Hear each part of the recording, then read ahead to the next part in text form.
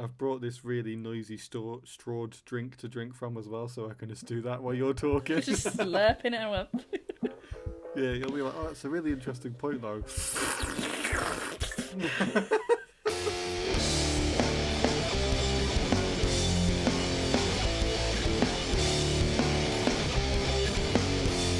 Hi there, welcome back to the Marvelless Podcast with me, your co-host Josh. And other co-host Lauren. How are you doing today, Lauren? I feel like crap. But I'm very excited about this podcast, though. Fantastic. That's a lie we can all get behind and believe. I really am. Yes. Yes, welcome to the Marvellous Podcast, your superhero movie detoxing podcast, where we take the MCU and put it in a battle to the death against the rest of cinema to decide which is better. So far, I believe the MCU is winning, which is... It's only 1-0 though. Yeah, it's only one. It's early doors at the moment. What is there? 55 Marvel films or something at the moment? 55? Yeah, I swear there's like 50, isn't there? I thought it was like 25. Oh my! If there's 20, I may have overestimated. Maybe you're thinking about the TV series too. Yeah, that might be it. God, 55 is a lot of films to be reviewing. It feels like there's 55 of them. I'll tell you that. Right, yes, and today's films are The Incredible Hulk from 2008. 8? Sounds good. Versus The Nutty Professor from 1963. Mm-hmm. What's your relationship with The Incredible Hulk? No, sorry, what's your... Well, we had a bit of a thing in the past, but... I did have some like Hulk hands once that you like smash onto the floor and and they start screaming. Oh well, just like, you know what, if someone smashed my hands against the floor, I would definitely scream as well. Had you seen this film before? I don't think I had actually seen this film at all, because I watched it and I was like, oh, this is quite interesting. I didn't think it was going to be that good. Oh, Lauren, you and I had, not to spoiler alert here, we had complete polar opposite reactions to this movie. I mean, I wouldn't say it was amazing, but it was better than I expected. Would you describe it as incredible? No. I had kind of seen this movie before. Okay. My little brother would have been about 7 when this film came out, and he was really into the Hulk, and he had this film on DVD, but like the true media consumer he is, he used to fast forward all the talking bits and just watch the bits with the Hulk in. And so I'd seen all the bits with the Hulk in before, definitely. Oh, okay. But none of the talking bits. And again, spoiler alert, that might be the best way to watch the movie. I was going to say, I think you've seen the best parts of the movie then already. Yeah. Oh yeah, there was some slogs in this, definitely. On the other hand, had you seen The Nutty Professor in 1963 before? No, I hadn't. That was also another pleasant surprise. Did you know that Nutty Professor 1963 existed before this? No, I did not. Did you? Yeah, I kind of went on a bit of a deep dive of like films that are not obviously remakes but are remakes. Oh, okay. And like that's kind of all of what I guess you'd call like Bronze Age Disney. Like all the films they made in the 90s and 2000s are just all remakes. Yeah. Yeah. Like the Nutty Professor, Flubber. Yeah, I saw that like on Facebook or something. I just had no idea that was a remake. Yeah. what's it called? That one where the dog becomes a lawyer. What? Or a DI, or a.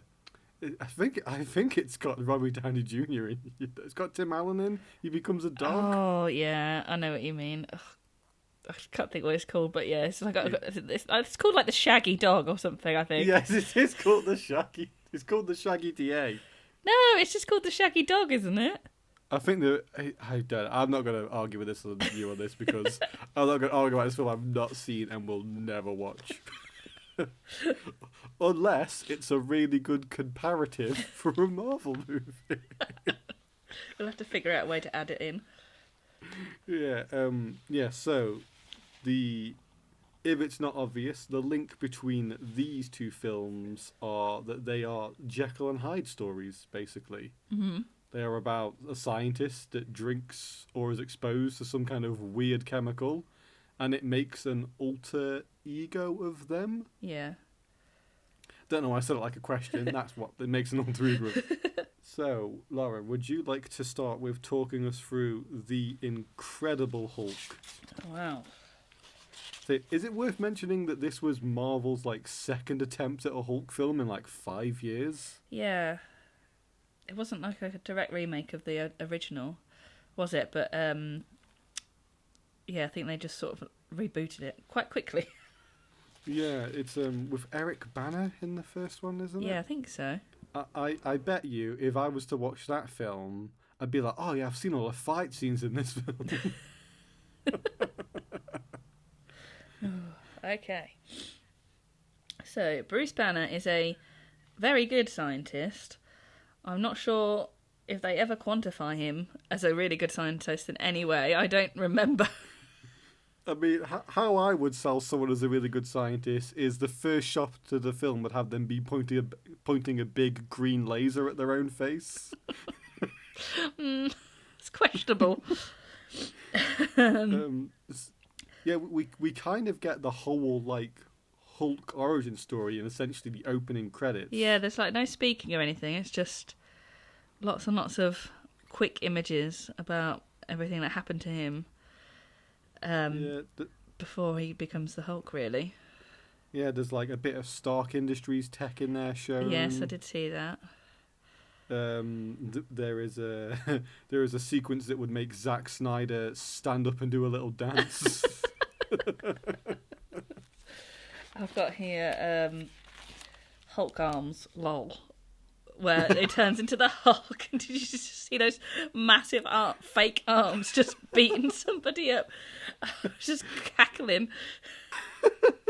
Oh, I do love the in the 2000s. People really try out POV stuff, and it very rarely works. So Bruce Banner zaps himself in the face with a big laser. He beats people up with his big realistic arms. Yeah. Then what happens? Well, I've got here that he was lied to originally about what he was working on. Mm-hmm. So he tests it on himself, and then he's injected with not very good super soldier serum that they were trying to remake Captain America with. Spoiler alert. And then he goes on the run trying to find a cure. Mm-hmm. And avoid being captured by his girlfriend's dad. But that's a surprise for later. I don't understand why that was such a surprise. It's very, very obvious that that's her dad. I've put there's nothing more relaxing like living in poverty, so Bruce Banner flees to South America. Oh God. Oh. Yeah, and he's working in this bottle factory, isn't he? And he's just he nearly electrocutes himself. Surely that's not very stress free. Yeah, but as stressful as Bruce's everyday life is, he has got an online boyfriend by the name of Mr. Blue. Yeah. He's hitting him up on MSN every night. Sending him photos of his blood.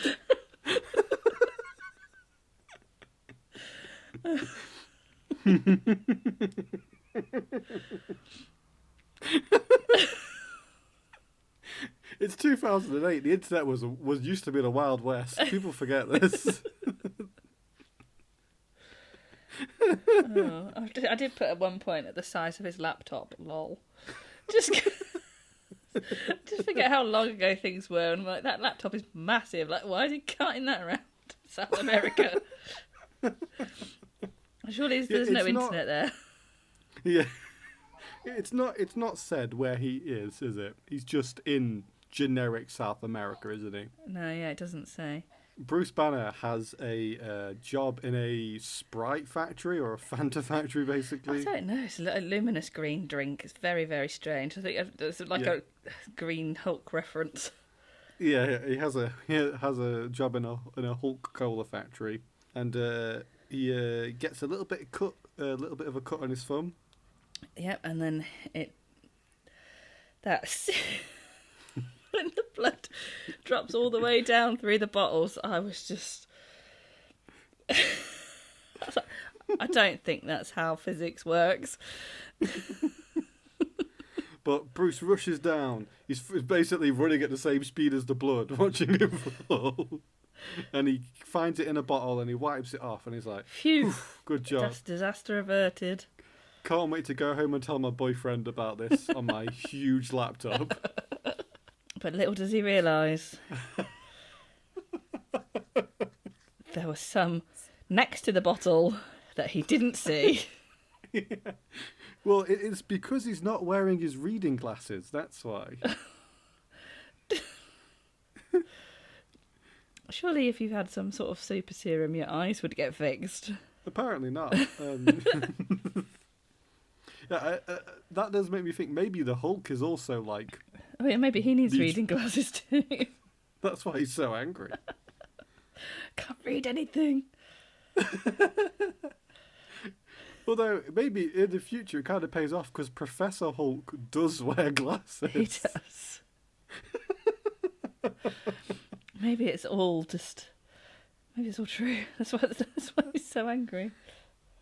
Oh my god, is the MCU just a long game advert for like Glasses Direct? We'll see him on the next Specsavers advert. So, his blood gets put in a big old bottle of Hulk cola. Stan Lee drinks it and then dies again, which was kind of sad. Oh, I know. It was at this point I noticed about every 15 seconds there's an aerial shot of a city. Oh, those the location shots were so long. The film would be half the length if they cut down those location shots. Like every opening shot to where they were, I was just like, this is really long, drawn out, and unnecessary. It's like they had like a drone, and they were like, oh my god, this dude's got a drone. We need to use it as much as possible. I've never seen a drone before. Except it's 2008, so it's this dude's got a helicopter. True. Oh my god, it is just the people who made the Incredible Hulk do not believe in the Gorbachev effect at all. Like audiences can't fill in the blanks; they need everything explaining to them. So Hulky's blood goes on a journey. It kills Stan Lee. Well, to be fair, I thought Tim Roth was going to drink it. I thought that was going to be the thing, but no, he just Did he steal it or whatever and injected himself? We'll get to Tim Roth in a minute. Oh, okay. So Tim Roth, no. So Stan Lee died. I've got to stop bringing up Stan Lee's death. I just could not get over it. It really sat heavy on my heart for most of the film. He's actually died again. Yeah. So they, because Stan Lee dies, they know that the Hulk's now working in a Sprite factory, and they send operative Tim Roth, who appears to be about 5 foot nothing. He's so tiny.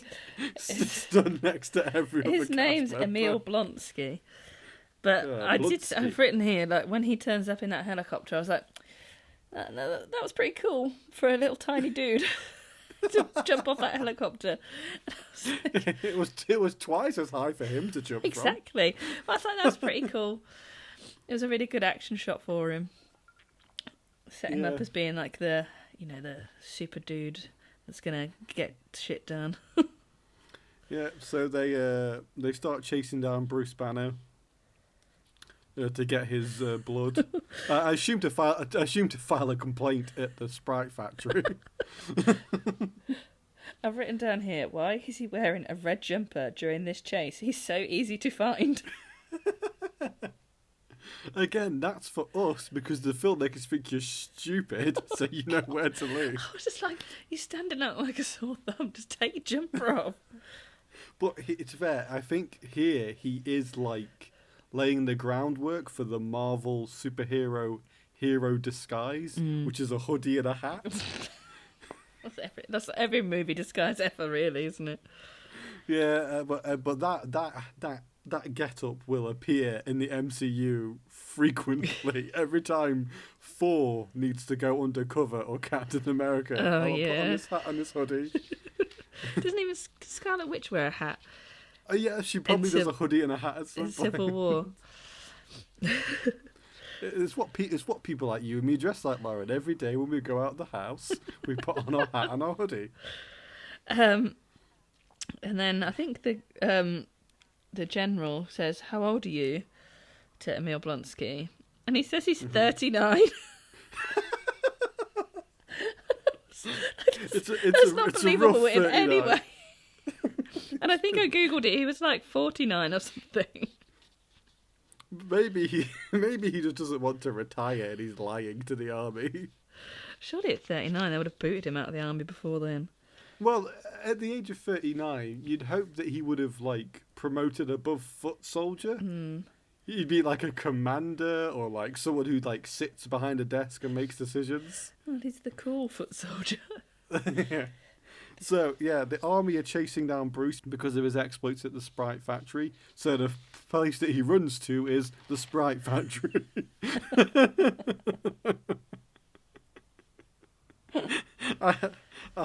I did put, why did he run to the bottling plant? Good smashy noises. Yeah. So they finally get to him in the bottling plant. There's some guys that were bullying him earlier were there, and they start to beat him up as well. Oh yeah. And then he turns into the Hulk. Yeah. I mean, I quite like. What did you think to this? Sorry. Oh no, I quite like the whole turning into the Hulk scene and bit because you didn't see him for a while, and it was like building up quite a lot of tension. And I was like, oh, because I think we all know by now what the Hulk looks like, but this was my first time seeing the original Hulk, and I quite enjoyed like the tension and the hiding in the shadows and everyone being a bit scared. It was quite well done. I made a note of this. I put, why hide what the Hulk looks like? His design is literally on the poster. Oh wait, the darkness probably hides the really bad CGI.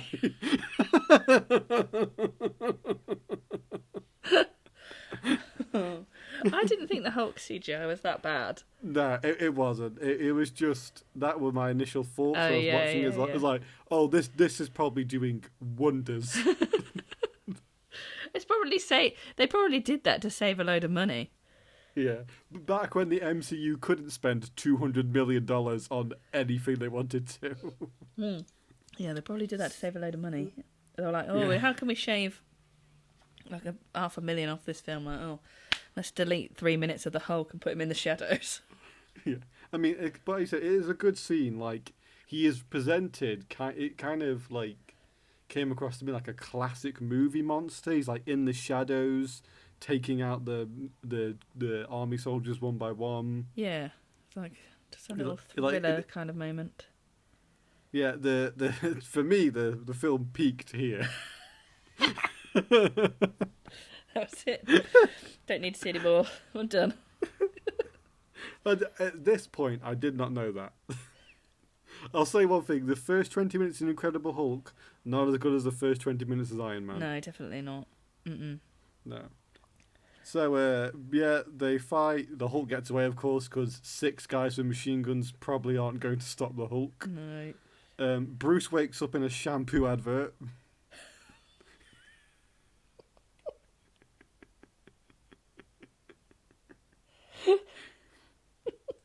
if you know what I mean. I don't. He's like in the jungle, and there's like a waterfall, and he's naked. A Katy Perry music video. Yeah, he wakes up in the music video for Raw. No, I didn't write that down, to be fair. I did, because it was distinct to me. It wouldn't shock me if that wasn't just a pre-made jungle set on the Universal Studio lot where they shoot adverts, and they were like, "Oh, can we borrow it for a minute?" They then do. Actually, I lied. The film then peaks here for me, because then they do the sad Hulk walking away music as Hulk hitchhikes his way to not Hulk, as Bruce Banner hitchhikes his way to North America. I think I literally must have missed that because I've written, "How does he get to America?" Did I miss something? Oh, because he jumps in that person's car, doesn't he? Yeah. And he drives all the way to America. Yeah, a guy happens to be going from the jungle to... I'm just going to the jungle to that New jungle York. in Mexico that's easy to drive to from America. Oh, God. Oh, dear. Big roads. Big road country out there. Next. What happens next? I've put... Let's zoom in on absolutely everything. I think that's what happened next. They just started using the zoom. If you thought my comments about the one zooming shot in Iron Man 1 were brutal, you wait till you hear my comments about the zooming shots in this one. And then... and then Betty and Bruce... Well, Betty turns up. Does she? Yeah, well, first he goes to the university. Oh, she... So they can, yeah, and then he sees her. So they can do the cameo with the original guy that played the Hulk. Oh, I did. That was cute. I like that. I was like, oh, that's like quite a gentle and like pleasing cameo. Yeah, that was nice. It was kind of like passing on the little torch to Ed Norton, like, oh, you can be the Hulk now, kind of thing. It was just for one movie. Yeah. Yeah, I don't think they knew that was going to go that way, but. So he then starts living above a pizza place, which is run by the guy from the pizza box. Apparently, he's the worst Italian stereotype I've ever seen in a movie.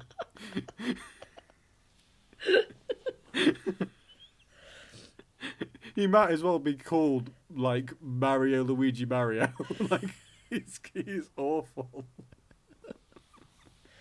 Yeah, and somehow he's friends with Betty, or he like they're friend. I don't know. Like an old family friend with the Hulk. With the Hulk, Betty, and the dad from Modern Family. I'm just like, oh my God, Phil, heart, heart, heart, because I love Phil so much. So at this point, I had no interest in what was going on in the movie anymore. I don't know what happened, but when they got to that pizza restaurant and Phil from Modern Family turned up, I just checked out.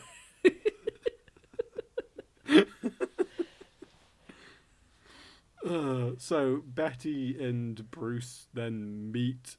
Oh yes, they see each other for the first time in 5 years? Something like that. Yeah. Since the last Hulk movie, about 5 years.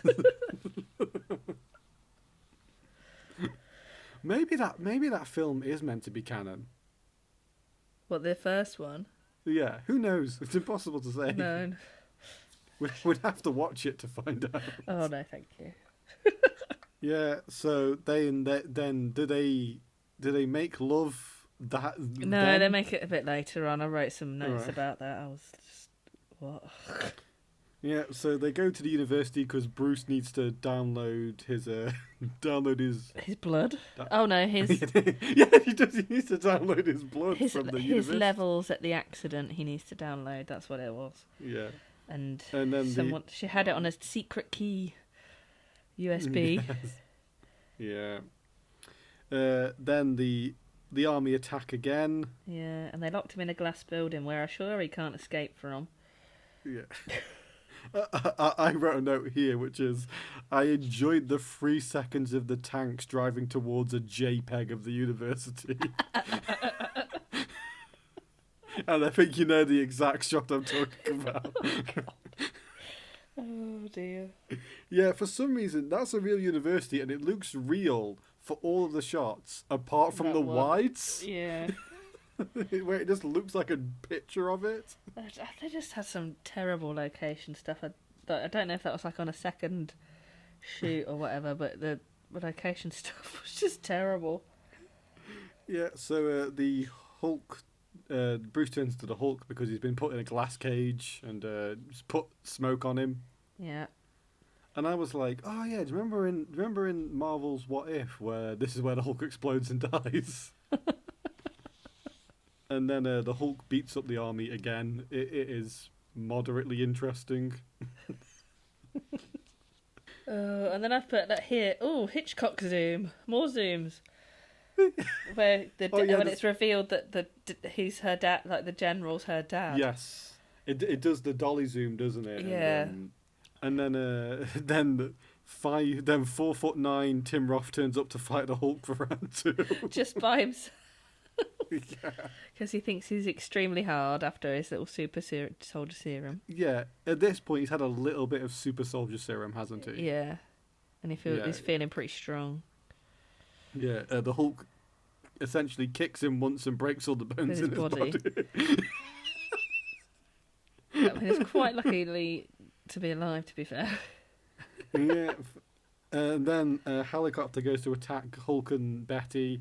And the Hulk protects her because maybe there is some Bruce in there. Maybe it's not just the Hulk. Maybe it's not really a monster. Maybe. Yeah, and then Betty collapses and it starts to rain instantly. There is not a there is not a cloud in the sky. I didn't think. I was just like, why is it suddenly raining? Because the filmmaker thinks you're an idiot. This is sad. It needs rain. Yeah. When I get sad, it rains because I'm the woman from Men in Black 2. Oh my goodness. And then he takes Betty home, does it? Is he? She doesn't go to hospital. Takes her to a cave. Oh, takes her to a Hulk cave. The cave. Where it's raining, yeah. Oh, right, I remember. I wrote emotional cave scene. That's the only note I made. That could refer to the Incredible Hulk or the Resurrection of Christ. You can decide. To be fair, I did laugh because there's a bit where the Hulk bumps his head on the roof of the cave, and that was pretty funny. See, right here, like, there's like comedic timing is not quite right. It doesn't sit well. And I was like, there was some things that he said and did that were funny, but they just didn't like hit or land properly.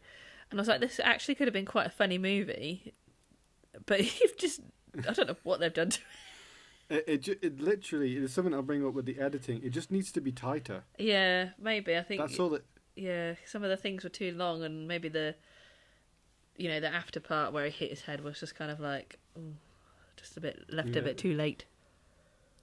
They expect you to be rolling in the aisles from every joke that they said. It's like they left room for laughter, like it's a sitcom.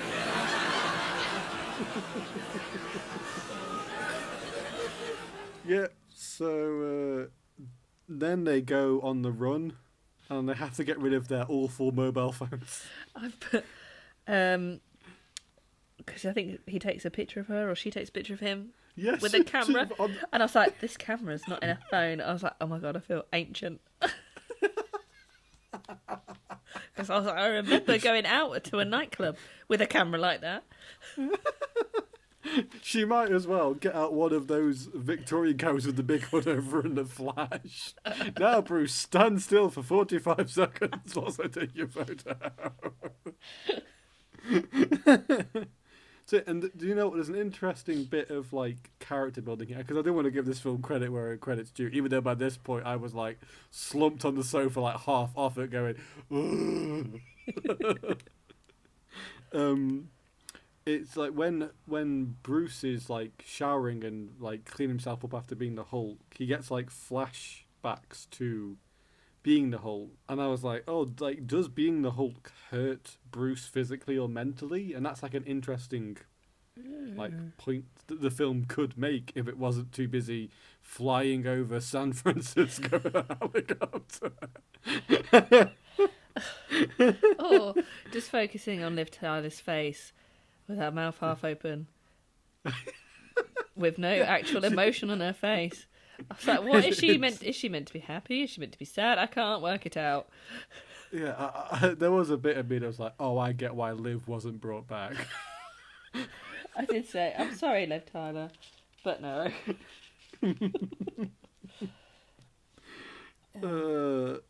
Oh yeah, so he then sends us.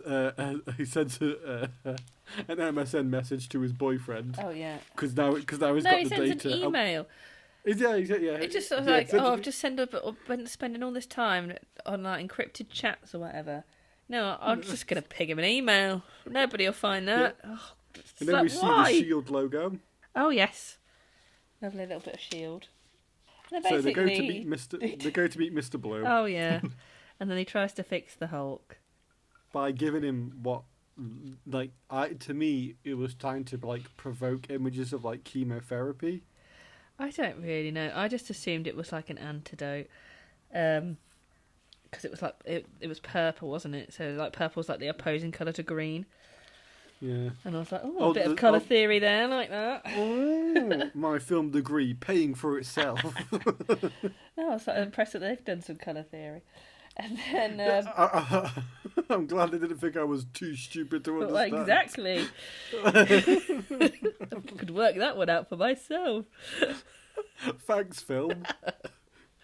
So then he has like this weird convulsion all over the table, and they basically don't know if he's okay or if he's not. And then the army come to arrest him again. And they take him and Betty away. Is she called Betty? Yeah, she is called Betty. It just doesn't. Bruce and Betty. I was like, what a couple. Bruce, Betty, and 4'8" Tim Roth. So, 4'8" Tim Roth's like, you stopped him from being a big horrible green man. Make me a big horrible green man. And he basically then Mr. Blue, Dr. Sam Samsons, because he's a Marvel character and his name's alliteration, of course. Is like, I can't do that. It might turn you into. And he pauses, looks into camera, and says, "An abomination." I didn't even notice that. Oh my god. He didn't do that, but that's what it felt like. He does say it will turn you into an abomination. He might as well have looked down the lens. Oh god. He might as well have looked down the lens, reached through the TV I was watching it on, and throttled me to death. Oh, yeah. With how obvious he was being.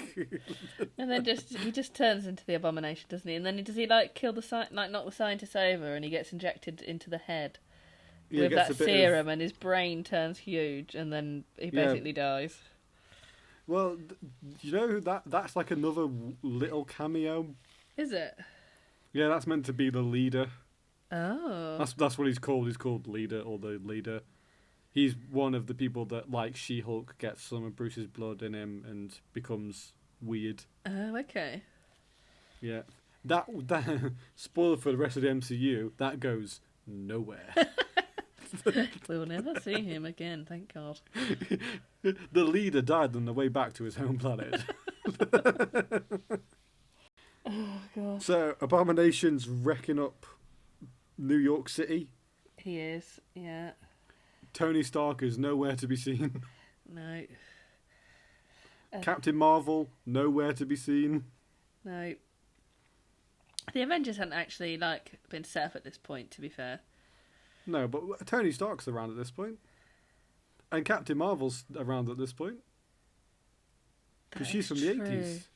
Yeah, everything that happened from when Captain Marvel left and when she comes back, she let happen. That's true, yeah. And I don't want to be the podcast that says this. Captain Marvel let 9/11 happen. That's all I'm saying. God. She could have stopped all 3 of those planes. Nowhere to be seen. What could she have been fighting up in space? Who knows? Space 9/11. What do you call it?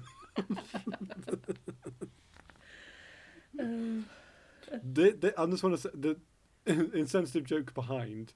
The point I'm making here is this is why you don't add characters to the back of your canon. Because you go, well, where were you during all of that? Where are the Eternals? Actually, where are the Eternals during all of this? I think they're just going.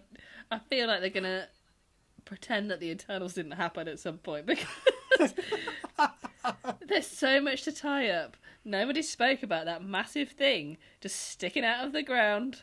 Oh yeah, out of the ocean. What's he called? Celestial. That's it, the Celestial. Cool design, really cool design. Yeah, but it's just there. How has nobody seen it in all of these years? I don't know.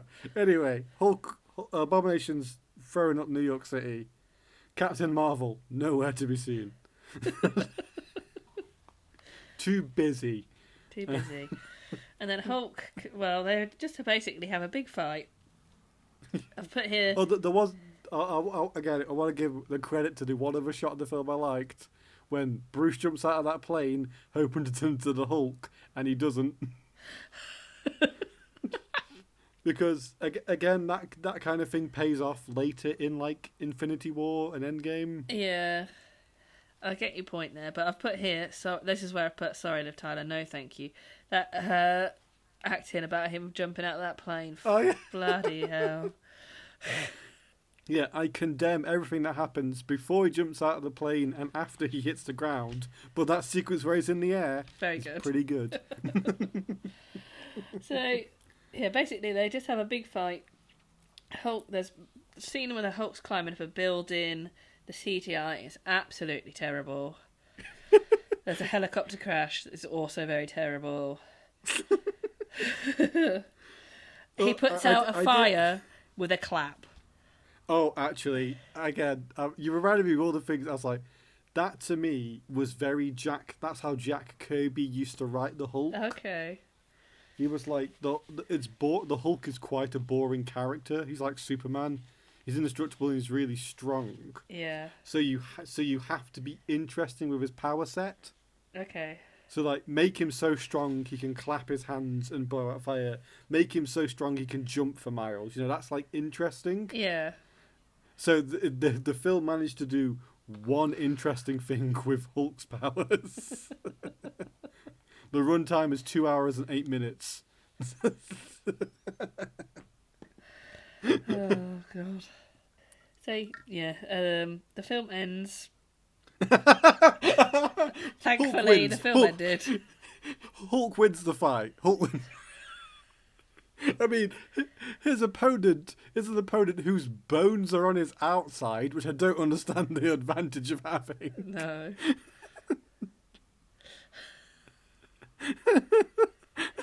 But yeah, the film ends. And we're 2 hours down on our lifetimes.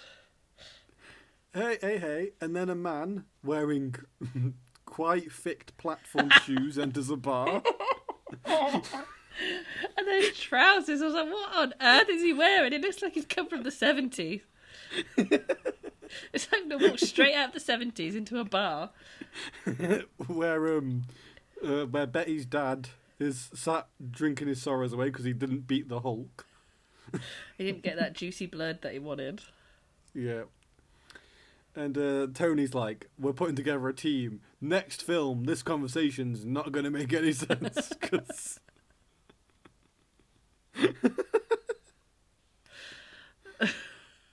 oh yeah, and the amount of winking to camera in this scene almost hurt me as well.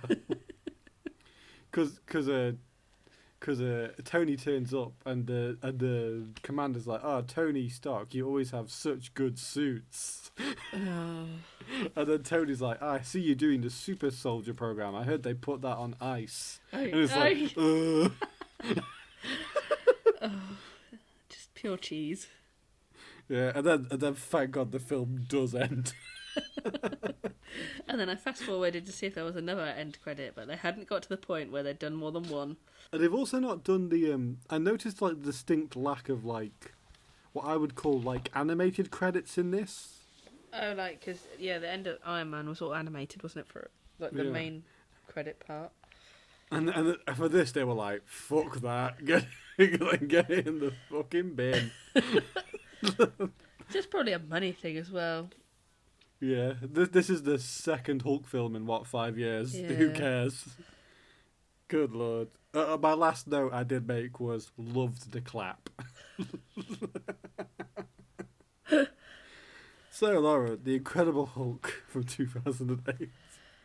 Well, that was a film, wasn't it? Oh, yeah, it happened. So we're going to do now our classic scoring segment. I say classic, this is the second time we've done it. Where we mark the film on certain criteria out of 5. The first being the film overall. What did you give it, Lauren? I'll give it a 2. I gave it a 2.5. I was going to say 2.5, but I thought that was a bit too generous. The acting, I gave it a 3. Right, I'm going to be really mean. I'm going to give it like a 1.5. And I mean, no disrespect. I mean, I can't do any acting, but it just felt weird. And one of my notes was, do you ever feel like Ed Norton is just playing Ed Norton? Like, I feel like he's just the same guy. It feels like when you cast Ed Norton, that's who you get. Yeah. And it just didn't feel like he had any character. It just reminded me of the same guy from Fight Club. Yeah. And, like, I was just like, this is Ed Norton. This isn't the Hulk or Dr. Banner. Oh my God. Fight Club would have been the perfect comparison because it's Ed Norton who's got a weird, aggressive, alternative personality. Oh. We could redo it. No. I'm not watching the Hulk again. Ever again. Cinematography, I gave it a 2. I'm going to be a bit more generous here. I'm going to give it a 3. Just because there were some shots that I really liked, and I liked the fact that the entire film wasn't green. Yes. And it wasn't like grey. And I did notice that in nearly every shot, there was like one element of the shot that had like something green. And I thought that was really, really like classy. Because they could have just put a green tint on the entire film and it would have just looked horrendous. You said, I like The Matrix and Amelie, and they're both tinted green. Yeah, I don't like The Matrix. This is the end of the podcast, Laura. I'm not talking to me anymore. Just because you don't like The Matrix. Editing 2.5 for me. Because, again, every shot could probably lose the first 20 frames and the last 20 frames. Yeah. And then also that'll make the film shorter. Exactly, yeah. I think a 2.5. Costume 2. Yeah, there's nothing to... Nothing was offensive. It literally gets one of those points because they made the big purple stretchy pants joke. It was all kind of just bland. And sound, I gave it a 2 again. Again, one of those points is for the sad walking away Hulk song. No, I'll agree with you there. I'll go a bit different. I'll give it a 2.5. Just for the... just for that clap. Agree, just for that clap. That's what the other points for. So, for me, that gives it a total of 14. 12.5. I think I've done mine wrong. I think it's that 1 second. 5. No, sorry, it gives it 14.5. I apologise. I've gone 12.5. I apparently hated the film more than you, but also liked it more than you did. Well, I enjoyed. To be fair, one of the things I did think I enjoyed some of the action sequences actually more than Iron Man. I don't know if it's because it was the first time watching it, but I felt like some of the action sequences in Iron Man were kind of a bit one-sided and a bit static, if that makes sense, where there was a lot of movement in the Hulk's scenes and there was a lot going on. Well, it's the thing we talked about, how lots of that first Iron Man film is just Iron Man blowing up shepherds in the Middle East. Exactly.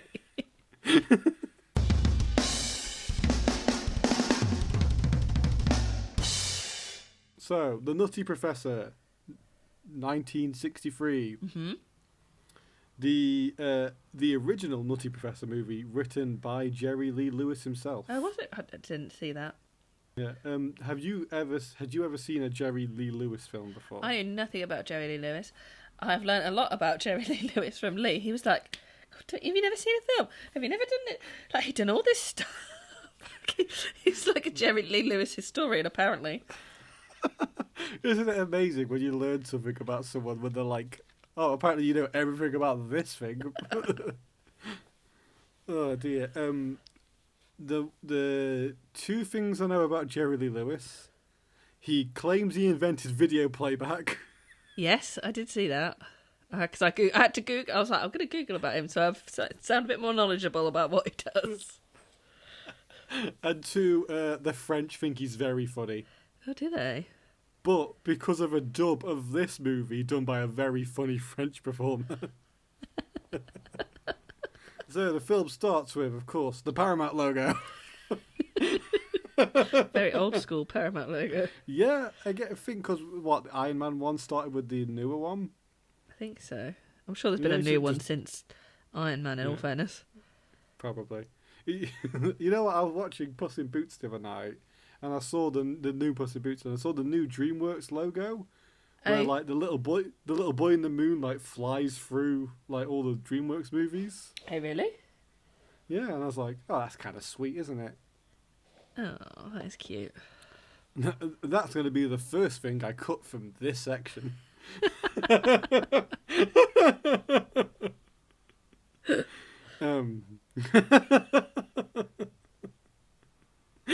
Why? Because who cares? Oh, I didn't know that had changed. True. Everyone go watch Puss in Boots so you can see the new sequence.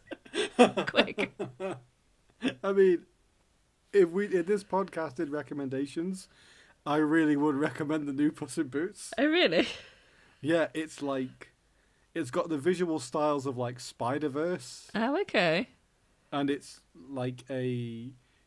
not like a Shrek movie. I can't believe it's like in the Shrek like franchise of films. It's unreal. In the Shrek cinematic universe. Yeah, in the Shrek-o-matic universe. in the Mike Myers cinematic universe. the MMCU. So we start with some really swinging opening credits. Like, the music here is like so active and like just wants you to be jazzed about like what is happening. Over a science lab, and like all the test tubes are colourful, and there's like beautiful Technicolor, which I really have a soft spot for. Yeah, I really like the whole title sequence was like full of beautiful colours. Like all that equipment in the science lab, and all the little potions and bits and pieces were just so beautiful and colourful. And then a lot of the rest of the film wasn't like that. It gave me again. I'm just doing relating it to the only other film I can think that's shot on Technicolor. It gave me really strong like Willy Wonka and the Chocolate Factory vibes. Opening credits did. Yeah. You know, like I really do have. I'd say the most pretentious thing about me, I have a soft spot for films that start with credits. Do you? Yeah, I like the credits being at the start. Oh. Like. I don't. Which the Hulk started with, and that just boiled my fucking blood. So I'm a hypocrite as well. It's okay if it's done before 1980. No, but the issue with the Hulk film was not the opening credits. I said the opening credits were pretty succinct, and you know, maybe the most exciting sequence in the movie. So yeah, we get all the credits. This lovely Technicolor, then it ends with a big explosion. Oh God! explosion when the walls were shaking. Yeah, and I was just like, shakes. I could just see some bloke stood there pushing this wall backwards and forwards. But then I was like, I really like that everything's really practical, how they did it. The sets on this go from quite good to like pieces of painted cardboard looking cheapness. Yeah, it was very up and down. Yeah. The firemen come to put out a fire in the lab, and they break down the door / the wall to let what appeared to be 16 of the same man escape.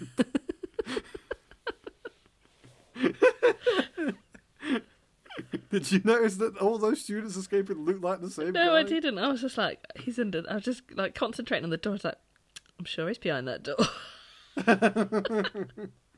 Yeah, and then we get our first, like, I guess, one of the first jokes of the film.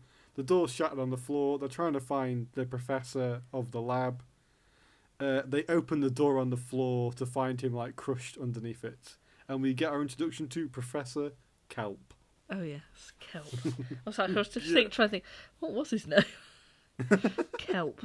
Professor Kelp is then sent to see the dean, who's very peeved off if he's just blown up a science lab. Yeah. This scene starts with some really funny, like, awkward silence, where they both just sit and look at each other, and it is very funny. Like, it felt like it should be like a sitcom on a TV show, and that have canned laughter. It just felt like it was waiting for someone to start laughing, and it was me, Lauren. I was laughing. you were I just couldn't hear you. So it just felt like it should have had some like extra laughter in there, but it was very funny, like him just sinking down into that chair, but it just felt so long and it was so awkward. And it was a pinch too long. Yeah. Maybe, so the dean has a go at Professor Kelp with this great quote: "Parents don't like teachers blowing up their kids." And then Kelp's basically giving like a written warning that he can't do any more science in the university. Oh, he can't do any of his own experiments because he'd promised that he wouldn't do that in the first place. Yes. He's asked to keep a promise. And then the scene ends with one of the first recurring gags of the film with this really loud pocket watch. Oh, yeah. Which I don't know whether you found that funny at all. I did. That did make me laugh. I was just like, why is it playing that particular song? Or what? It's like an American like army kind of trumpet tune. I was like, oh, this is probably very funny to someone in 1963. It was like that was like listening to a conversation in another language. Yeah, like, I shoot what's going on there is great. So next day we go back in the lab. I say next day. I assume it's next day because the lab's better. Just fix that overnight. Back in the lab. A giant 45-year-old student asks Professor Kelp whether he can leave to go football practice. The age of the children in this movie is ridiculous. I know. I've wrote that down somewhere. I was like, how are these people? How are you meant to believe that these 40-year-old men are students? It makes the cast of Grease look like spring chickens. It does. I did think that. I was like, people in Greece weren't even this old. It wouldn't shock me in this film if it panned over and there was a student in an iron lung. Just in a wheelchair. Yeah. He's the varsity quarterback. He's like head of the football team. The really old student then beats up the professor and throws him in a cupboard, and everyone goes apart from Stella Purdy, who the Technicolor is just making her blue eyes look absolutely stunning. Yeah, she's very, very beautiful. Yeah, my fiance, who I watched this with, was not fussed. Mr. Kelp. Professor Kelp, sorry, shouldn't rob him his professorship here. Professor Kelp decides to go to a gym, where, of course, hilarity ensues. He runs into Jaws from James Bond for like 5 seconds. I don't know whether this got him the part in James Bond or James Bond got him the part in this. Oh, I don't know. Impossible to check. So yeah, he goes to the gym. Hilarity ensues. He goes bowling, which I didn't realise you could do at a gym. If I knew you could go bowling at the gym, I would be going to the gym. But yeah, that was just really random. Like, that scene didn't even feel like it was part of the gym. Like, No, the gym sequence, it was just very strange. Yeah, there are bits of this film which I would describe as like essentially like YouTube sketch bits. Where it just plays through a bunch of sketches. Yeah. Where essentially the joke of this is that Professor Kelp is not good at the gym. Basically. So then Professor Kelp goes to the doctor. You know, I don't know why I said that like it was a joke. He goes to the doctor. People go to the doctor. It's not funny. Professor Kelp go to the doctor to ask whether he can borrow a book about human chemistry. And I was like, oh yeah, he couldn't just Google this, could he? The doctor's got all the books he needs. Yeah, the doctor, because he's been going to the gym for 2 months and he's had no improvement. And the doctor says, some people can't get stronger. And I was like, I'm certain no doctor's ever said to a person, oh yeah, just don't do any exercise. Yeah, he was just like, the gym doesn't work for every person. Because I think he says that he's been going for I think he said 6 months. Was it and 6 I think months? he lost 2 kilos or something. It's like, I've even lost weight. And the doctor was like, well, the gym's not for everyone. So this is a 60s doctor. The gym's not for everyone, Professor Kelp. Have a cigarette. That'll smooth you right out. Oh, Have a cigarette and drink from this lead paint. Everything will be fine. Do you like my new desk? It's made of asbestos. This desk will never burn down.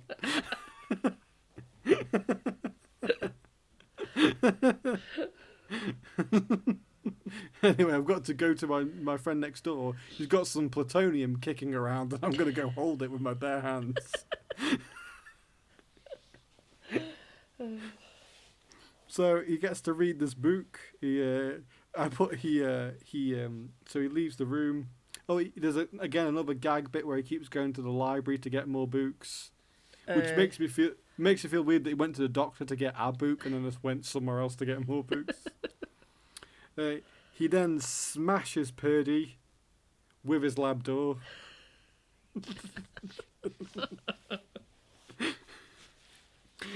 This bit of flirting apparently works, where she then invites him to the purple pit.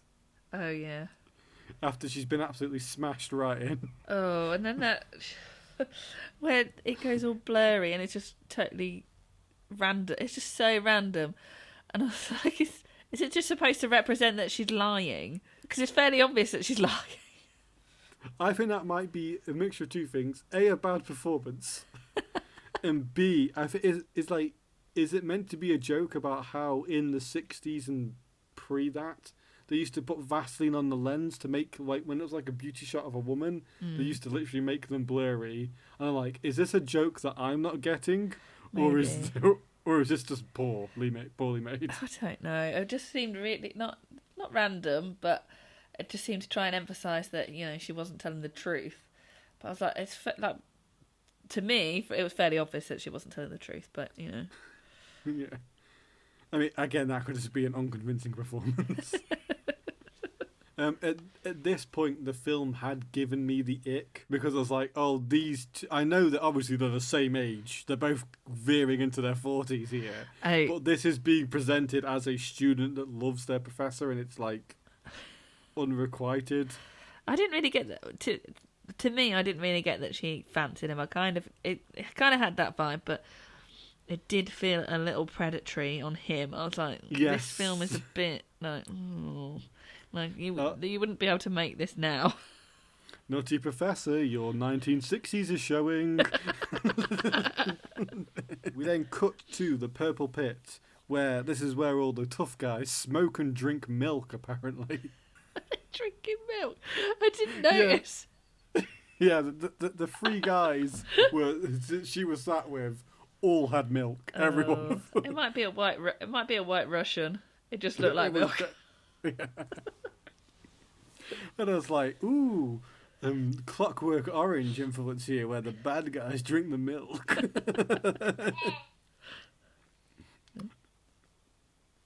He heard milk. He got excited. He's talking in his sleep. Thought that was funny. Yeah. He's like, I love the Clockwork Orange. Favorite film. So the professor starts making a formula whilst he flirts with his pet bird. Again, another joke I did not find funny was any of the lines the bird said. No, that was odd. He then does a rather haunting transformation. It's gruesome. It was so almost. it was very It was long long. as well. I just wanted to say the shot where he drinks the concoction was stunning. He was surrounded by all this equipment and the light was just shining through the middle. And I was like, that's a perfect shot. That looks amazing. I was like, the sequence where he gets into this monster or whatever he's going to turn into is going to be really good. And then it was just harrowing. Yeah, I was like, again, it's one of those things. I'm trying to meet the film on its level, and I'm like, is this really good filmmaking? It's because this is really stark in contrast to everything else in the film, which this is not being played as a joke. Yeah. Even though he turns into a blue-faced hairy monster. Because I was watching this going, I thought he was going to turn into a really handsome dude. This was this really threw me, and I was like, oh my god, is he going to do he's going to be hulking out on everyone in the university? I was just so confused for a minute. But saying that's the film working on you, isn't it? And you met the film on its level, and we're like, oh shit, he's becoming a monster. Well, I was like, oh, I thought I know he becomes a handsome guy. I don't remember this happening. Well, to be fair, I was just basing everything based on the 1996 Nutty Professor. So I was just making assumptions, to be fair. So we then get a big, long Spielberg-Warner POV shot as the Nutty Professor walks to the purple pit. Mm-hmm. And then we get a reveal of him, and it turns out that he's a prick now. I was like, oh, he's not that good looking. Yeah, he's not that good looking, and he's a twat. He's horrible. I was like, he's just turned up with a cigarette. I was like, is this supposed to be hot? Was this hot in 1963? Yeah. Some guy chuffing on a cigarette. Drinking milk. Pint of Cravendale in one hand, 7 cigarettes in the other, ready for a good night. Or the most ridiculous cocktail, or whatever he ordered. What did he call it? The Alaskan polar bear. Oh god! And it had vinegar and something else in it. And I googled to see if this was a real cocktail, and it's not. It is now, though. It is now because people have made it to try it, but then just people have just don't ever drink this. It's disgusting. I say he completely sold himself as a villain to me at this point because he was rude to service staff. Yeah. And I'm like, fuck you, dude. Don't be rude to service staff. You know what the thing that pissed me off about that drink the most was? It wasn't even white. It was called the Alaskan polar bear. I was expecting something white. So he then dances with Purdy. Mm-hmm. And then sings a song about having sex with Purdy in front of everybody, which apparently charms her. I don't think she was charmed. I think she's kind of repulsed by this dude. In all fairness, because I think she was teetering on the edge. It was hard to tell, but I think she was kind of like, "Oh, this is nice," and "Oh, he's a prick." But I just couldn't get on board with his crazy face that he was making while he was singing. And I said to Lee, I was like, why is he making this face? And then Lee said, he was Jim Carrey before Jim Carrey. He was a really physical comedian. So he sings a song about having sex with her, and it either does or doesn't.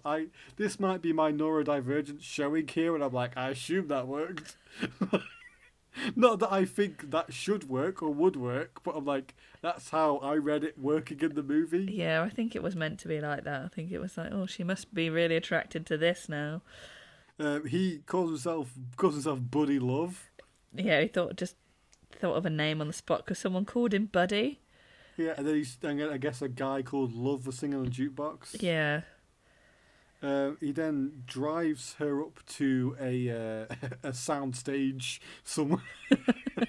And it really reminded me of La La Land. Yes, yes. He drives her under the set of La La Land.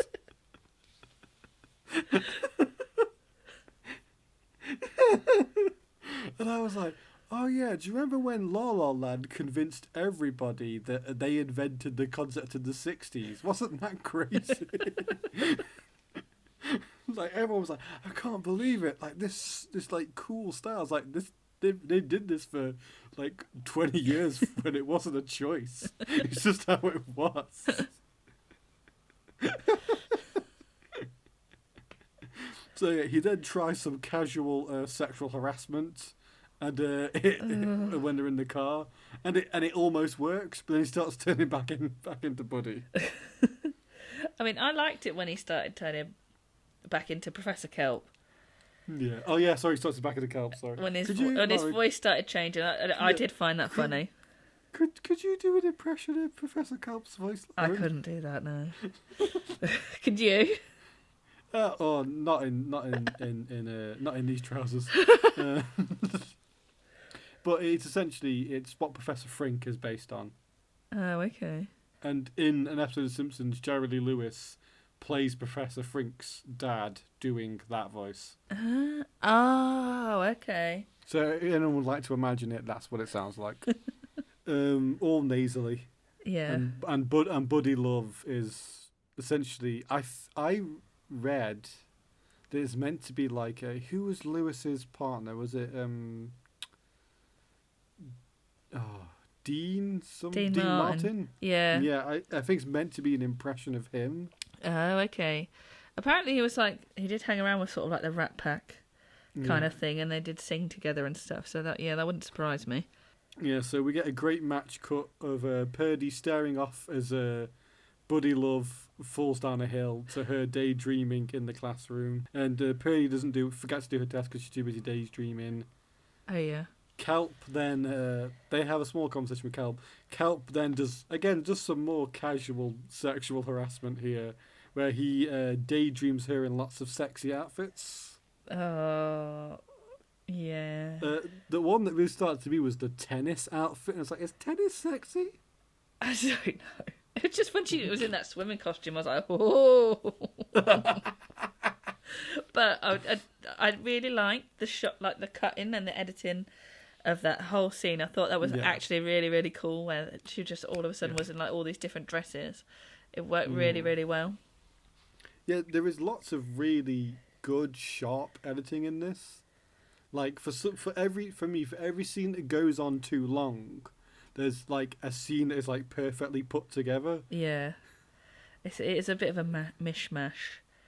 Like you say, some of like the production level is really high, and then some of it is just absolutely terrible. Yeah, having watched a few 60s comedies, they all kind of fall like that. Like the original Pink Panther, like pendulums between, oh, this might be the funniest film ever made, to, good lord, this is boring. Anyway, so back to the purple pit. Buddy Love is a drunk this time and does some more casual assault. This is going to become a recurring theme from this point. Yeah.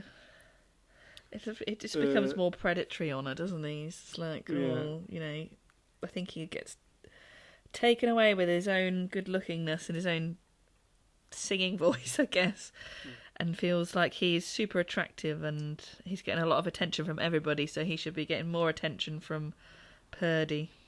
Yeah, because who doesn't get a lot of attention? Someone stood at the front of a class teaching people. Yeah, who hasn't got like eyes on them all the time? I mean, I think he wants a bit more romantic attention. I think he's what he's looking for. Well, then he shouldn't be a big old dorky science teacher, should he? Well, shouldn't be a teacher in general. Surely he shouldn't be... Well, yeah, if he wants to have sex with college students, no, he shouldn't. Right, so Buddy's a cantankerous prick and goes back to the piano to... I don't know whether he's singing these, or obviously he's not singing them on set, but I don't know whether this is Lewis singing or like Lewis dubbing over I someone think it else. is. Lee seemed to think it was him because he said he's quite a good singer. Oh, right, I'll take that on as professional testament. Yeah. He's the expert. Yeah. So then we cut back to the class. Kelp is incredibly hungover and everything in the class is super duper loud. Again, a funny scene about 2 minutes too long. Yeah. Yeah. We go back to the peach pit and the same scene happens again about 16 times in a row where he keeps turning into Buddy, going back, turning into Buddy, going back. Oh, yeah. And then he's like, I have to make it stronger, doesn't he? Yeah. But he has to have a meeting because the prom's coming up. Oh, and then I put, they do proms at university? Is this a thing? Yeah, I was like, this is bizarre. I always thought prom was like a high school thing, and it was like the thing that you do at sort of like the end of, to mark your end of high school kind of thing. I didn't know or realise that it was also a thing that they did at university. That was kind of like news to me. I was like, that seems really bizarre, especially for all these 40-year-old men and women to go to a prom. Buddy then meets the dean in a scene which the guy who plays the dean, I wish I'd written his name down, I did quite like his performance throughout all of it. Yeah. He's speaking with all of his mouth. I think a lot of that actors were doing that. They seemed to really over-enunciate what they were saying and moving their mouths like pretty weirdly. I did have to ask my fiancé whether he was dubbed. I was like, is he dubbed? Has he just got a weird voice? And we settled on weird voice. It's pretty weird, yeah. So he meets the dean. He then flirts with the dean by pulling his trousers down. That somehow works, and he gets to play at the prom. Again, I liked this scene. It's all in like one take of the dean stood up on the table, and he's trying to get the dean to do Hamlet. And at one point, Jerry Lee Lewis clearly cracks a little bit whilst he's doing it. Yeah. Like, you hear his voice break and he's like, gets a giggle out. Then we hit that classic sitcom conundrum. Buddy and Kelp both need to be at the prom. One got a telegram and one got a written note from the office. We then have this huge brass band at the prom. And that's like a real band. Mm. Like, that wasn't assembled for the movie. That's just like an actual band. Yeah, can't remember what they were called now. Probably Finco and Electric 12 or whatever. Like, one of those classic 60s names. So in 1963, like, it's weird to think that like that's the Beatles are now a thing, but like they're still having like a big old brass band at their like no rock music now exists. Why have they got this brass band? Yeah. Why do all these young children or young adults want to listen to brass band music? I don't know. And brass band music is absolutely fine. All music is legitimate. But like, if I went to an event and there was a brass band playing, I'd be like, oh. Maybe it was more of like a swing thing, because if he's friends with like Dean Martin and stuff, maybe he can only sing sort of like swing music, and that's why he's done it. So Buddy and Kelp both need to be at the prom. There's a huge brass band. Kelp does a dance, which is apparently very improper for him to dance at this prom. How dare you dance at a place where everyone's dancing? Yeah. Again, kind of a funny dance, about 2 minutes too long. Okay, yes. You basically watch him dance to the entirety of a song. Yeah. Maybe like it was like a really prestigious university where faculty are meant to be proper, and that's why they weren't supposed to be dancing. It's a really proper university where an hour ago the dean had his trousers pulled down. And the teachers are trying to have sex with their students. So Kelp goes turn to Buddy, but his bird has eaten the recipe. Oh no!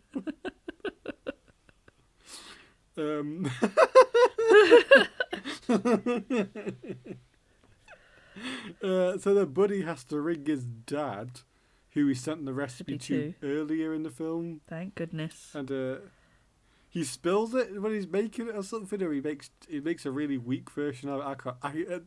I was enjoying this movie, but at this point I was like, this film has overstayed its welcome. It was very long, for considering what it was and how it just. I was like, it took him so long to drink the stuff. That first bit was so long. Yeah. Have you noticed every time he drank from the thing, the liquid in the beaker never went down? Did you notice how orange his hands were compared to his face? Yeah, I couldn't tell which one he'd put makeup on. No, I think he was like tanned, like he had fake tan. But I noticed at the beginning, I was like, why has he got orange hands? Like, why is his hand so brown and he's so pale? Forget this podcast concept, Lauren. This is now a true crime podcast where we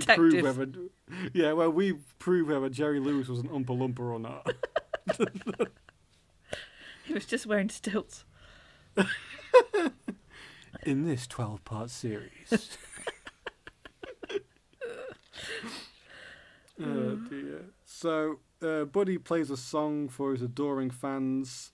And amazingly, as we've seen for the last 45 minutes of the film, he starts turning back into kelp. And by this point, I was sick of watching him turn back into kelp. Well, it just happened very fast, to be fair. That was it. It did remind me of a story that someone tells about one of the Rat Pack guys who, towards the end of his career, would just go on stage and just couldn't sing anymore. And I was like, ooh, how foreshadowing of this guy's mates' careers. This is how it's going to end for them. Help gives a heartfelt speech of that it's okay to be ugly and annoying, which spoke to me personally. I was like, thank you, Kelp. I needed this affirmation. I think it was more about being himself, and then everyone cried, and I was like, I didn't realise it was that moving, but. Bless him. Literally everyone was crying. Yeah, you tell you who wasn't crying, Lauren. You. Me.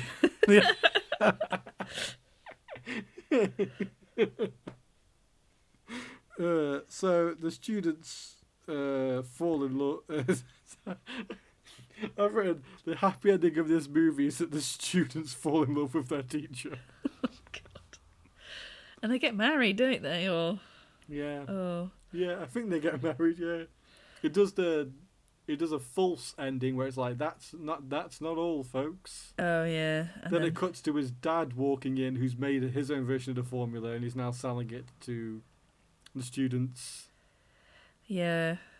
And then Purdy and Kelp walk off because they have the license to sell or the actual formula. I don't really know. It wasn't that clear. Yeah, I don't get why this film ends with the beginning of a legal battle. Purdy winks back at the camera because she's got some of the formula in her back pockets. So now she's going to commit assault against Kelp and spike one of his drinks at some point. I realise I've been throwing the word assault a lot around, but it's because that's what's happening, and it needs to be said that that's what's happening. It's very predatory, very assaulty, just not very 2023. No. And I don't want this. It's not like woke culture's gone mad or whatever. It's like, no, we just live in a better world where people respect each other's bodies. And to be honest, people still really don't anyway. But it's just a stark reminder of how bad it used to be. God. There was just one bit where they were dancing on the dance floor. I think it's the first time they'd danced together. Yeah. And he has just got a cigarette like a Yes. a centimetre away from his face and her face, and I was just like, that if some man did that to me, I would be stabbing it out in his eye. If someone did that to me, I'd be like, you can't smoke inside, mate. That's also true. Thank God. But we've had like, if this was the Incredible Hulk that came out in 2003, you could smoke inside. But this is the Incredible Hulk that came out in 2008. No smoking now. Can't smoke inside anymore, mate. There's not even smoking areas. So, this film, let's give it some scores. So, out of 5, I'm going to view this film in spite of its attitudes towards human bodies and consent. And the film gets a 3.5 from me. I'll give it a 3. I think the acting for me, I gave it a 4. Like, for as long as some of the scenes are and whatever, everyone is giving a really good performance. Yeah. Like, Jerry Lee Lewis, Buddy and Kelp are very different. Like, they are different people, and even the way he holds himself is so different. Yeah. And like, it is a transformation. And I would go, oh yeah, you wouldn't think those two guys were the same person at all. No, like, he does a really beyond... good job of like being two very different people. He does that really well. Yeah. So yeah, I'll give him a 3.5 for that. The cinematography, I gave it a 4 because I might just be being a bit nostalgic for like, I say nostalgic, I wasn't alive during it. I love Technicolor. I love Technicolor. Like, Technicolor is gorgeous, and like, I think the shots like where he first drinks his potion and stuff like that, like, there was just some absolutely gorgeous frames in it. Yeah, there was some really nice frames. There was also parts of it where it looked like you were on a set of a 14-year-old student film. Yeah.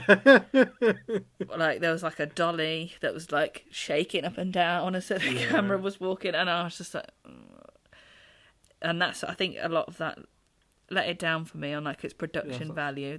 Like I said, where it's up and down, some of it's so good, and then just small things like that where the camera's not steady or little bits and pieces just brought it down for me. So I will give it a 3. And apparently this asshole invented video playback, so we could have checked. The editing, just a comfortable 3.5 from me.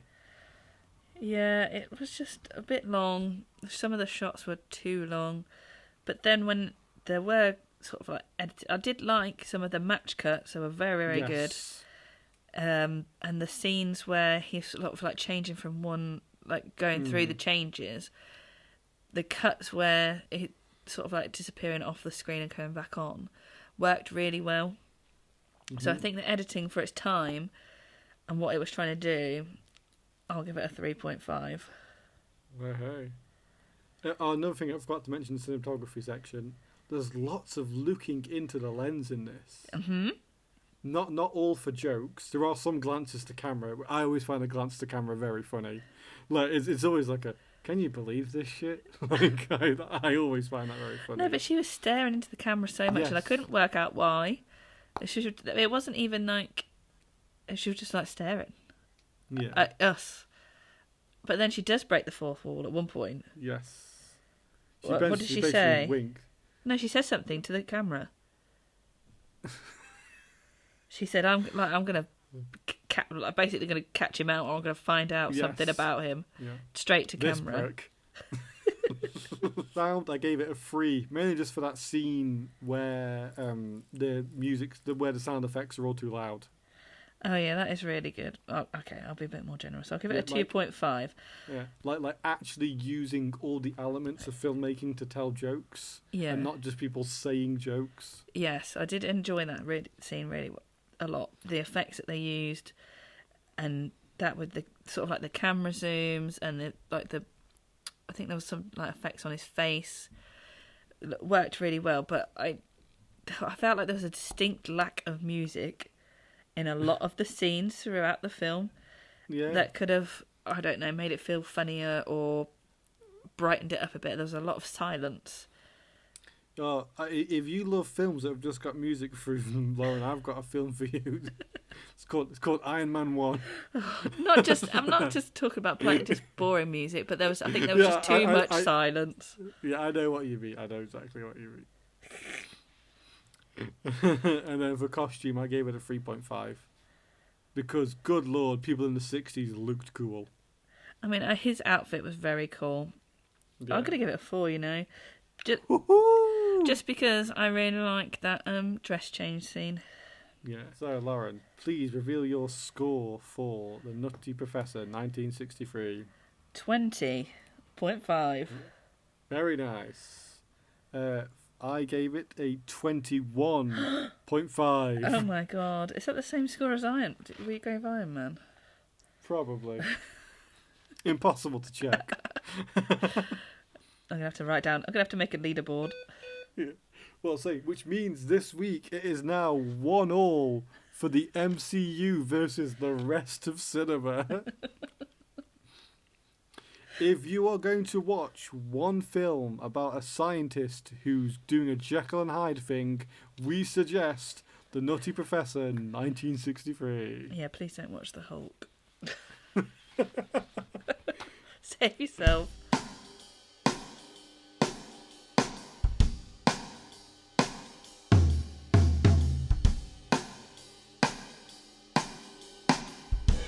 Just 2 letters this week, both from Rich and Oh, hang on. Sorry, 1 second. Oh, it's my good friend Tom Cruise. Hello, Tom Cruise. How are you doing? Oh, good. Oh, yeah. Yeah, I've heard of Scientology, Tom. Yeah. No, I don't want to do the personality test. Just give me the letters, mate. Oh. Yeah. Isn't it weird you've never won an Oscar for anything? Nominated over 10 times. That's embarrassing, mate. Good lord. Yeah, I will go watch Barbie and Oppenheimer in the cinema. I promise, Tom. No, I'm not seeing The Flash. It's not even in the cinema anymore, mate. I know that you loved it. You like all films. We know this, mate. Go. Oh, yeah. Oh, you're going to do a motorcycle jump to go. Yeah. I know you're a stuntman. The modern age Jackie Chan. We know this, Tom. Yeah, impressive, mate. Yeah. How taller than Tim Roth? Okay, you might be taller than Eli Roth. Tim Roth? Tim Roth. I don't know how tall Eli Roth is either. He's a director, mate. He's not on camera. Yeah, I did see the Death Wish remake. It's not very good. Yeah, I know Bruce Willis has got Alzheimer's now. That's nothing to do with it, mate. Good. Oh, and he's gone. He left me some letters here. Okay. We'll decide whether we keep that or not later on. Poor Tom Cruise. Yeah. He just loves films. So, here we go. 2 letters, both from Richard Nottingham. So the first one. If both movies were released the same day, what order would you watch them in? In like a Barbie Oppenheimer kind of situation, which film would you watch first? I'd watch Nutty Professor first, I think. Really? It just felt a bit... Sorry, that was so judging. You gotta watch them. Sure? You gotta watch them both in the same day, and you're gonna start with a good one. Some of the action sequences in Hulk were pretty good. And you can sleep through the other bits. See, I didn't consider being unconscious to be an option whilst the film was on. You haven't had children. Get your naps where you can. Oh, this £15 cinema ticket. This is just the perfect place to have a sleep. They shouldn't have installed those reclining chairs. It's just terrible. Tom Cruise said nothing about having a sleep in here, did he? I would definitely watch the Hulk first and then the Nutty Professor second. Yeah. How did you watch them for this? I watched the Hulk first, and then a couple of days later watched this the Nutty Professor. I watched an hour of the Hulk. Took a week off, watch the second hour of the Hulk and then the Nutty Professor. Well, I did watch the Hulk, and then it got to quite late, and there was only about 20 minutes left. I was like, oh, I cannot be bothered to watch these next 20 minutes. I'm just going to bed. And then a couple of days later, watched the last 20 minutes. The Hulk, apparently enjoyable in two halves. The best way to watch. Yeah. And the last question for tonight. Nutty Hulk or Hulky Professor? Hulky Professor. Yeah, probably Hulky. I mean, we've have ended up with that the MCU. I'm going to go for Hulky Professor. Mm. I do like Professor Hulk. To be fair, it's a good character. Yeah, I did like that. He was kind of cool. The brain and the brawn smashed together. Yeah. Have you seen that deleted scene from Infinity War where he turns into Professor Hulk? No. Yeah, there's like a scene where after they realise they've lost, Hulk turns up, but it's Natalie goes to do the sun's getting real low thing, and he's like, "Oh no, this is different now." No, I've not seen that. And I get why they cut it. Sounds stupid. Yeah, and it's also definitely a bit of a like, it ruins the kind of flow end of that film because that film ends fucking brutally. Yeah. Yeah, and with that, we're done for tonight. Goodbyes are always so sad, Lauren. They are very sad. But we will be back with Iron Man 2. Woo! I'd like to thank Luke Brightmore for our music, custom made by my one of my oldest and bestest friends. Thank you, Luke. We love it. Love it, love it, love it. If you would like to find me on social media and bully me, I am at Really Cool Films on all the social medias. I have a Twitter account, but I don't use it anymore because it is now just a cesspit of white supremacy. A kind of place where they'd watch the 1963 Nutty Professor and be like, the attitudes towards women in this film are absolutely okay. If you'd like to find Lauren on social media, she is... My account's private, so you can't find me. She's available for weddings and bar mitzvahs. If you have any fan mail or hate mail, we are at themarvellouspodcast@gmail.com. That email is checked hourly on the hour. If you have any requests, send it in. And they will be rightfully ignored. Because this is the one thing where we're the bosses. You can't tell us what to do. You saw how I spoke to Tom Cruise earlier. Oh dear. Right. This is the bit where the podcast ends. Goodbye. Goodbye.